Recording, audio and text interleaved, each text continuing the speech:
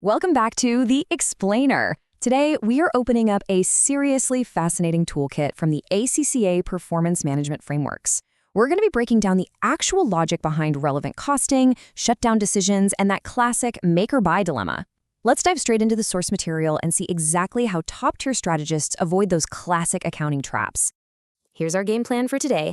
We're going to run through the golden rules of costing, identifying relevant costs, making the tough shutdown decision, the make or buy dilemma, avoiding the scarce resource trap, and finally, a quick decision maker's summary.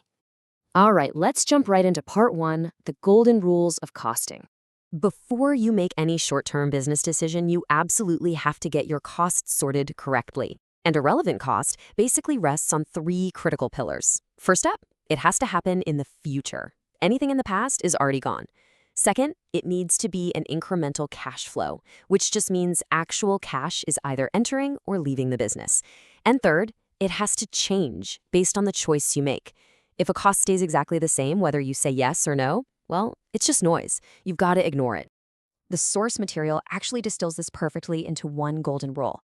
Relevant equals future cash flow that changes with the decision. Seriously, lock that into your memory. It is your absolute ultimate filter for looking at any financial data.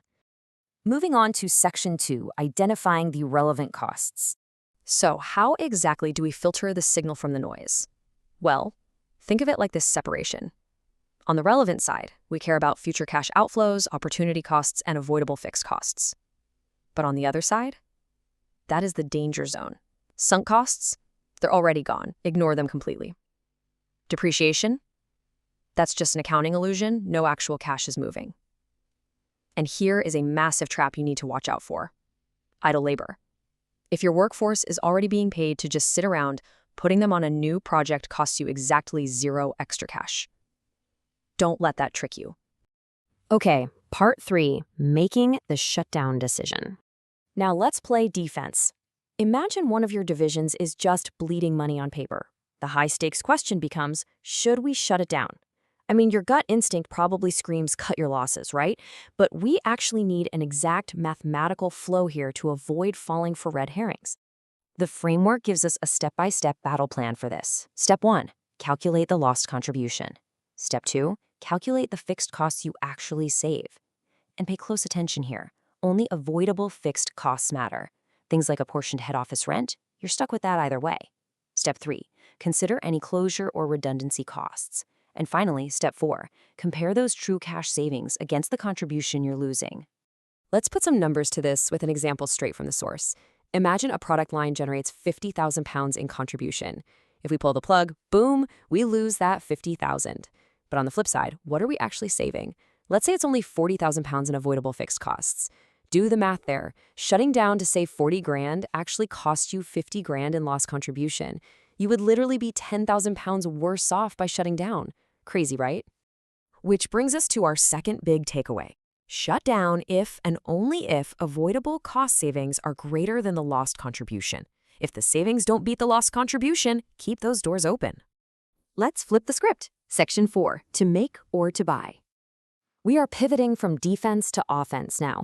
Do we produce a component internally, or do we just outsource it and buy it externally?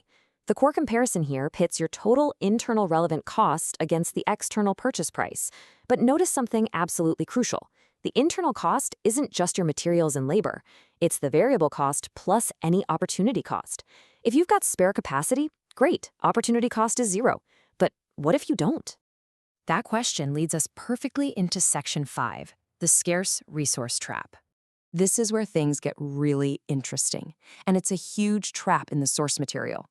What happens when your internal resources are totally maxed out? Think about it.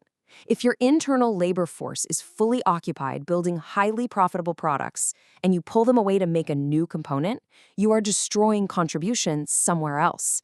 That destroyed contribution, it becomes a hidden penalty. Let's reveal that hidden penalty from our specific scenario. The source notes describe a product where labor currently earns a contribution of £3 per hour. And this new component we want to make takes 2 hours. So, £3 an hour times 2 hours equals a £6 hidden penalty. That £6 is your opportunity cost. It's the very real cash you are giving up just to make the component in-house. Now watch how this scarce resource totally flips the decision on its head.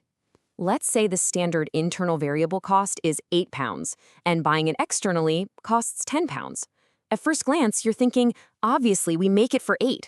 But hold on. Because labor is at full capacity, we have to tack on that £6 opportunity cost. Suddenly, our true internal cost skyrockets to £14, meaning that £10 external price is actually a total bargain. It's the clear winner. So the framework gives us this golden rule. Make it internally if the relevant cost is less than the external price. Otherwise, buy it. Just never, ever forget to include the opportunity cost if your resources are scarce. All right, let's wrap this all up. Section 6, the decision maker's summary. It's time to bring all these frameworks together into one powerful strategic checklist. First, you've got to base short-term decisions only on future incremental cash flows. Second, ruthlessly ignore sunk costs and unavoidable fixed costs. Third, shut down only if the avoidable savings actually beat the lost contribution. Fourth, always check for opportunity costs if your resources are scarce. And finally, outsource if the external price beats your true internal relevant cost. Which leaves us with one final, incredibly important question. Are sunk costs and hidden opportunity costs clouding your next big business move?